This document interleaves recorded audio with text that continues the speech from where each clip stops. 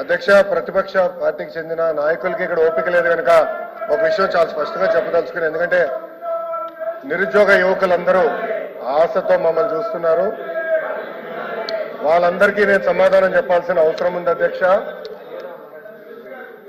నిరుద్యోగం మీద ఆయన మాట్లాడుతున్నారు. కూర్చోండి, మీరు కూర్చొని వినండి. మినిస్టర్ డిఎస్సీ విషయం నేను చెప్తున్నాను, మీరు ప్రశ్న సమాధానం చెప్తున్నారు. 1 minute సార్. ఇప్పుడు మీరు ఏదైతే నిరుద్యోగుల గురించి అడుగుతున్నారో దాని మీద కన్సర్న్ మినిస్టర్ గారు మాట్లాడుతుంటే మీరు కూర్చొని వినాలి కదా. వినాలి కదా అన్నాను. ఇప్పుడు మీకు ఏం కావాలి?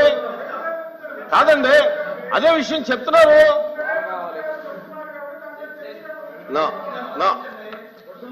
అధ్యక్ష,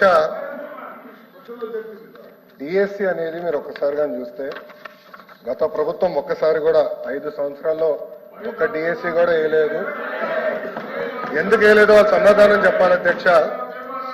అధ్యక్ష, డిఎస్సీ విషయంలో ఒకసారి చూస్తే అధ్యక్ష, ఉపాధ్యాయుల నియామకంలో ఇప్పటికీ 1994 నుంచి చూస్తే అధ్యక్ష 2,60,194 పోస్టులు భర్తీ చేశాం అధ్యక్ష. దాంట్లో అధ్యక్ష తెలుగుదేశం పార్టీ అధికారంలో ఉన్నప్పుడు 1,80,272 పోస్టులు భర్తీ చేస్తాం జరిగింది అధ్యక్ష. అంటే 70% టీచర్ పోస్టుల నియామకం ఒక తెలుగుదేశం పార్టీ హయాంలో జరిగిందని గౌరవ సభ్యులు ముందర తెలుసుకోవాల్సిన అవసరం ఉంది అధ్యక్ష. అధ్యక్ష, మీరు చూస్తే గౌరవ ముఖ్యమంత్రి గారు కానివ్వండి, నేను కూడా మంత్రిగా బాధ్యతలు స్వీకరించినప్పుడు డిఎస్సీ పైన తొలి సంతకం పెడతాం జరిగింది అధ్యక్ష.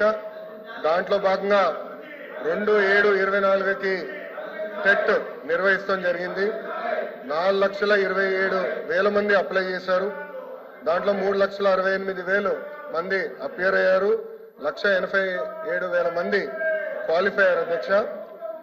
అధ్యక్ష, మీరు చూస్తే 3/10/24 నుంచి 21/10/24 వరకు టెట్ కూడా పూర్తి చేస్తాం జరిగింది అధ్యక్ష.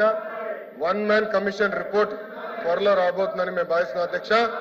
ఎట్టి పరిస్థితుల్లో మార్చి నెలలో డిఎస్సి నోటిఫికేషన్ ఇచ్చే బాధ్యత మన ప్రభుత్వం తీసుకుంటుందని నిరుద్యోగ యువకులకి ఈ సభ సాక్షిగా నేను హామీ ఇస్తాం జరుగుతుంది అధ్యక్ష. అధ్యక్ష, విచిత్రం ఏంటంటే నాకు వేసిన 2 ప్రశ్నలు ప్రతిపక్ష పార్టీలు, కానీ వాళ్ళు వేసిన ప్రశ్నల మీద చర్చించడానికి సిద్ధంగా లేకపోతే నిజంగానే చాలా చాలా బాధాకరం. ఇప్పుడన్నా వాస్తవాలు తెలుసుకోవాలని గౌరవ సభ్యుల్ని కోరుతున్నా అధ్యక్ష.